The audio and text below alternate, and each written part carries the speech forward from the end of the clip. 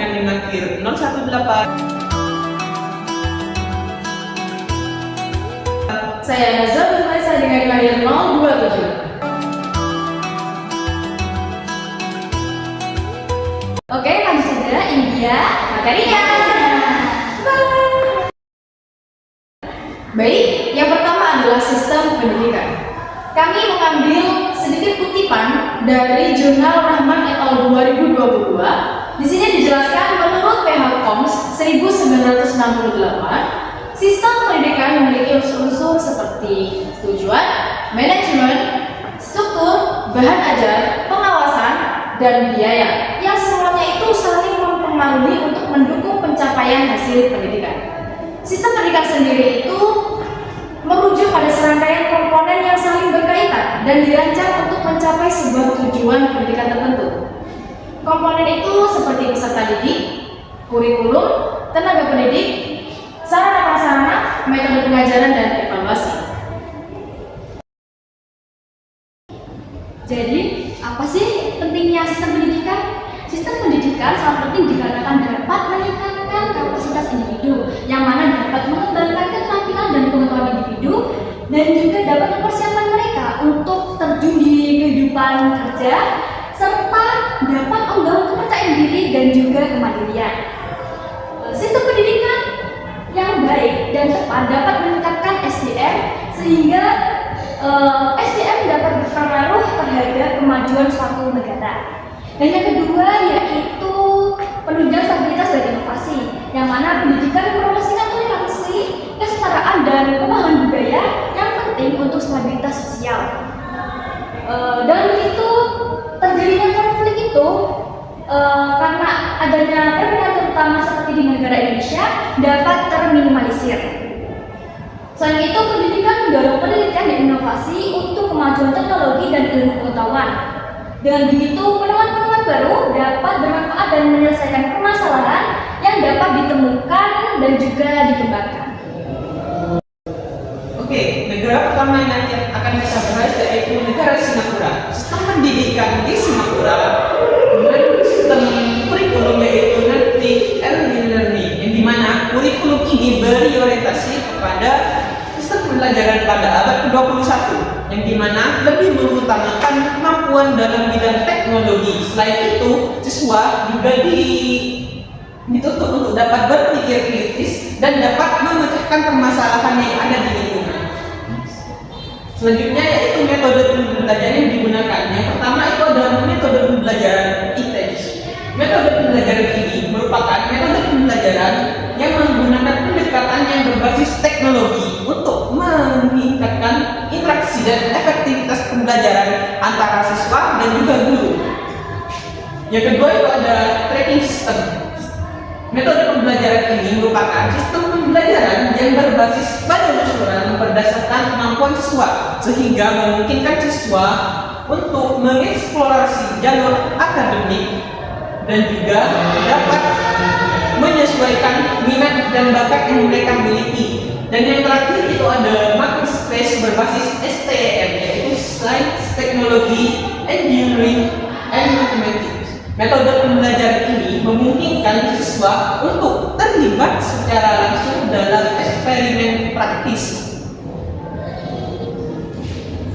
Oke, selanjutnya yaitu kelebihan. Yang pertama, kelebihan dari sistem pembelajaran di Singapura yaitu prestasi akademik yang tergolong tinggi. Yang kedua itu adalah siswa yang memiliki keunggulan dalam bidang STM, yaitu sains, teknologi, teknik, dan juga matematika, yang dimana kemampuan tersebut sangat berguna pada abad ke-21. Yang ketiga itu ada fokus pada kualitas guru yang berkualitas tinggi dan infrastruktur yang memadai.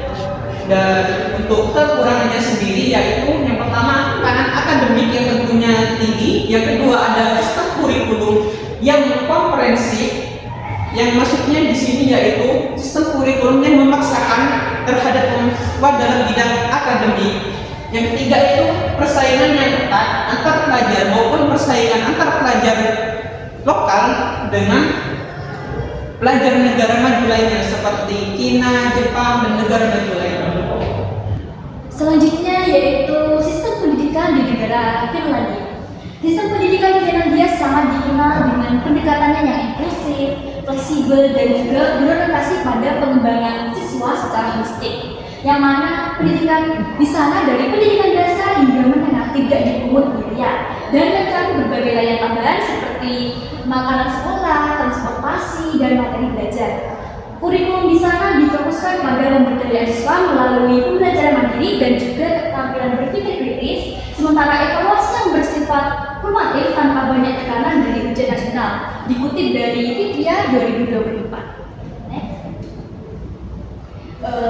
Ada beberapa metode pembelajaran, yaitu yang pertama problem based learning, yang mana metode pembelajaran ini berfokus pada pengembangan keterampilan pemecah masalah melalui studi kasus yang nyata, dan siswa diajak untuk memecahkan masalah yang nyata sebagai bagian dari proses belajar, sehingga siswa dapat lebih terlibat dalam pembelajaran dan mengembangkan keterampilan secara kritis yang dianggap sangat penting dalam dunia modern saat ini. Yang kedua yaitu sosio-konstruktivisme, yaitu metode yang menekankan kolaborasi antara siswa dan pemahaman melalui interaksi sosial. Yang mana pendekatan ini mendorong pembelajaran aktif, di mana guru bertindak sebagai fasilitator dan bukan sebagai informasi utama. Dikutip dari Cahyani 2023. Next. Adapun kelebihan dari sistem ini yaitu lingkungan belajar yang inklusif dan santai, dan kesetaraan dalam pendidikan tanpa memandang latar belakang sosial ekonomi, dan yang terakhir yaitu guru yang berkualitas tinggi. Next. Adapun kekurangannya yaitu yang pertama, kekurangan tekanan akademis yang dapat menyebabkan siswa kurang siap menghadapi lingkungan kerja yang kompetitifnya secara global, dan yang kedua yaitu daya saing yang rendah dapat menyebabkan semangat belajar siswa mengalami penurunan, dan yang ketiga yaitu ketergantungan pada guru yang berkualifikasi tinggi sehingga membuat banyak calon potensial tidak dapat berkontribusi, dan yang terakhir yaitu pendekatan santai bisa saja kurang cocok untuk semua siswa. Baik, yang terakhir adalah sistem pendidikan di negara kita, negara Indonesia. Sistem kurikulum di Indonesia saat ini menggunakan kurikulum merdeka. Tahulah ya pasti bagaimana sistem merdeka itu diaplikasikan pada kita. Sistem kurikulum merdeka itu dirancang untuk mengatasi krisis pembelajaran yang terjadi selama pandemi COVID-19.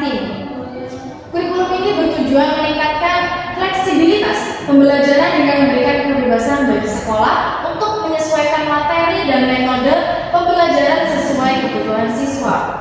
Fokus utamanya itu adalah pada penguatan literasi, numerasi, dan pengembangan karakter. Itu menurut dari Nugroho dan Alif 2024.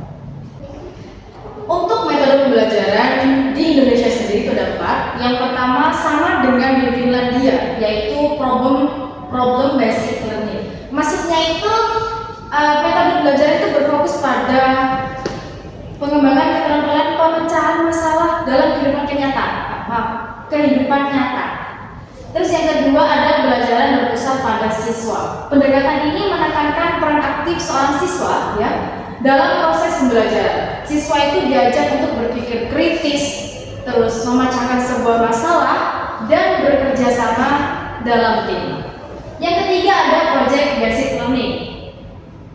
Project basic learning itu berbeda dengan problem ya. Kalau project itu seperti proyek yang diberikan pada kurikulum merdeka itu kebanyakan yang diberikan itu adalah project basic learning. Betul kan? Yang keempat ada pembelajaran berbasis teknologi. Pemanfaatan alat dan sumber daya teknologi sekarang itu kan sudah menjadi kebiasaan di Indonesia. Seperti handphone digunakan untuk Zoom, laptop digunakan untuk membuat PPT, terus ada pembelajaran lain yang mendukung proses pengembangan individu tersebut. Next. Adapun kelebihan pada kurikulum merdeka yang ada di Indonesia itu yang pertama pembelajarannya berbasis proyek atau proyek. Membantu siswa mengembangkan keterampilan lunak atau soft skill dan karakter sesuai dengan nilai-nilai profil pelajar Pancasila seperti berpikir kritis, kerjasama, dan kreativitas. Yang kedua, memberikan kebebasan kepada guru untuk menyesuaikan metode dan materi pembelajaran sesuai dengan kemampuan yang dibutuhkan pada kelas tersebut. Yang ketiga, kolaborasi dengan orang tua dan masyarakat. Adapun kekurangannya yaitu ketidakjelasan pemahaman materi. Karena memang yang diberikan adalah sebuah proyek tanpa teori. Yang kedua, kurangnya pemahaman dan pelatihan guru. Ya, mungkin guru belum dapat memahami isi dari kurikulum merdeka tersebut. Yang ketiga, kesulitan dalam penyesuaian dan adaptasi akibat perubahan kurikulum yang kerap sekali terjadi. Karena di Indonesia sering sekali terjadi perubahan kurikulum yang nggak tahu kemana arahnya. Maaf. Yang keempat, ketimpangan dalam implementasi antara sekolah-sekolah yang berada di perkotaan dan pedesaan.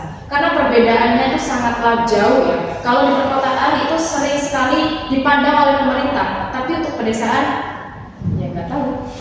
Baik, jadi kesimpulannya yaitu setiap negara memiliki sistem pendidikan yang berbeda-beda. Ada kekurangan dan ada kelebihan seperti pada Finlandia, Yaitu pada sistem pendidikan Finlandia terkesan sangat santai, yang mana siswanya dapat melakukan proses pembelajaran dengan baik.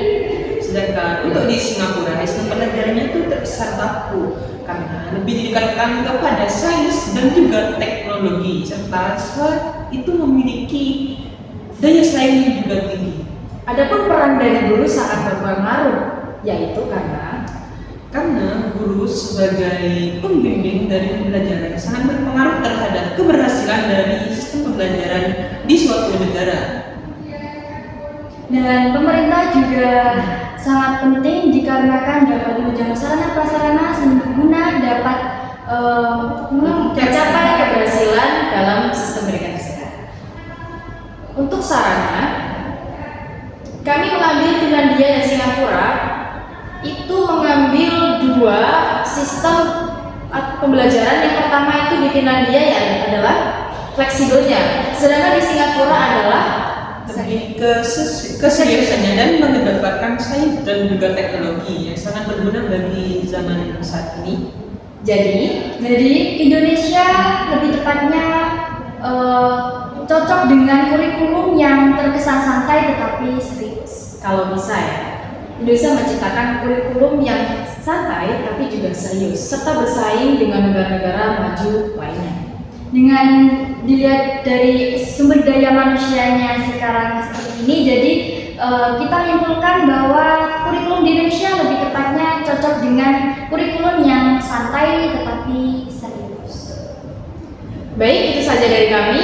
Semoga presentasi dari kami dapat memberikan materi yang baik, pemahaman materi yang baik untuk kalian semuanya. Kurang lebihnya kami mohon maaf. Wassalamualaikum warahmatullahi wabarakatuh.